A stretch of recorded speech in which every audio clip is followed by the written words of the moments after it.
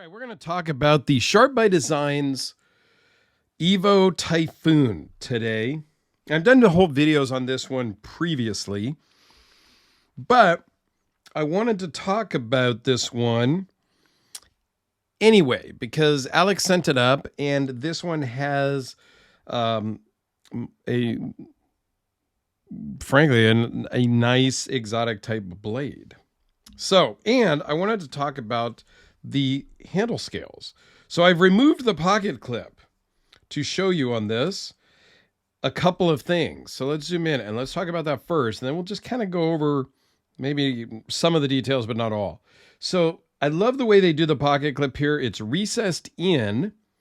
That way it's keyed, right? So this can go in. The pocket clip goes in and it actually presses into that recess. That's what keeps it from rotating. So you can have just one screw attachment and the clip isn't going to rotate in your pocket or anything like that over time, because even if that screw gets a little bit loose, it's captured in that milled out recess. So I wanted to show you that, and then I wanted to show you the difference in coloring here under the pocket clip compared to the rest of the scale. So that's where the pocket clip would sit, but if we take the pocket clip out, you can see it's different color. Well, because this is a micarta inlaid scales. Now, micarta, we talk about it a lot, but do we really know what it is? Google to the rescue. Okay, micarta is like a composite of either linen, canvas, paper, fiberglass, carbon fiber, and other fabrics that are then they're thermally set in plastic. So they put some resin in, they mix in the linen, they mix in the paper, they mix in whatever, and then through a heat process in a form, it's then, thermoformed in a vacuum type of thing and compressed into what you see here, that's then sliced up into slabs, and then you put it in the scales and you contour and grind it and sand it and all that good stuff, right? But that's what happens because these are kind of natural linen type fabric fibers.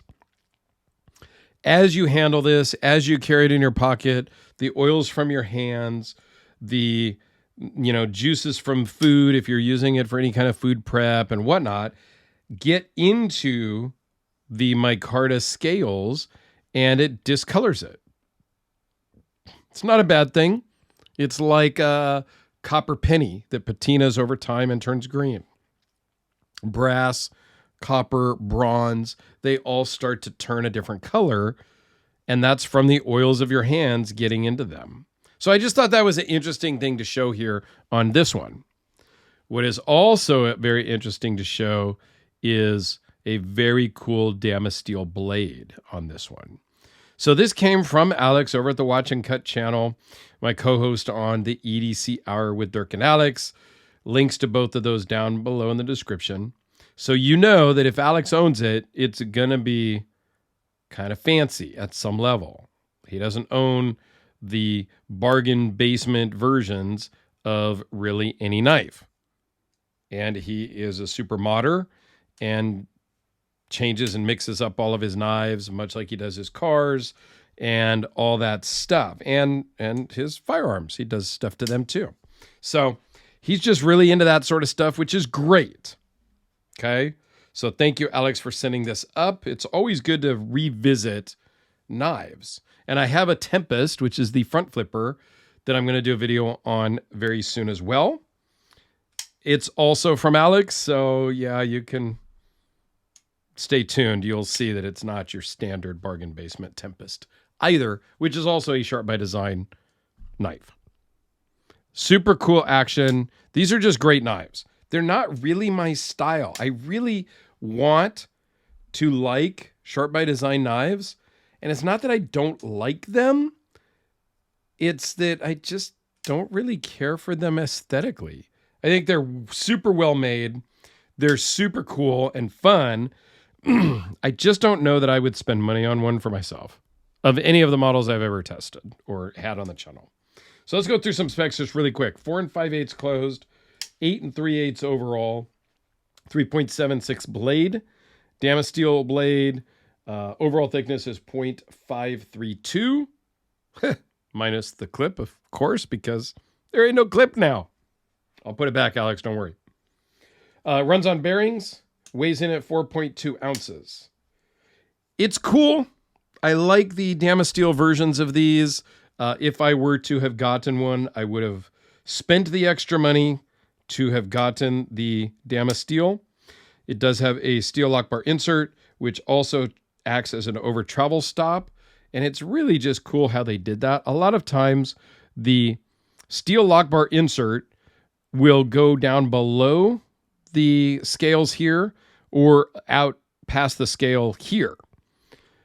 What Brian Nadeau does and has done by the company that makes these is they kind of rabbit out and mill out the scale so that it actually is captured there. I don't know. It just is a very cool way to do it. It's just a little bit more time and energy and a little bit more detailing that I can appreciate. I think it's a very cool way to do it. Much like his flared up pivots, the scale material just kind of ramps up to it. So it's not just a pivot sticking out. I just appreciate that sort of level of detail because it's just that cool factor. I think these are really cool. Please go check out Alex's channel. Please go check out our EDC, our live stream channel. Links down below. And I will put a link up here to my other Evo Typhoon video. So you can go check that out also if you want to get a different perspective from, I don't know when that one was, maybe a year ago or so. So I think my opinions are about the same, but yeah, go check it out and you tell me. Thanks a lot, guys.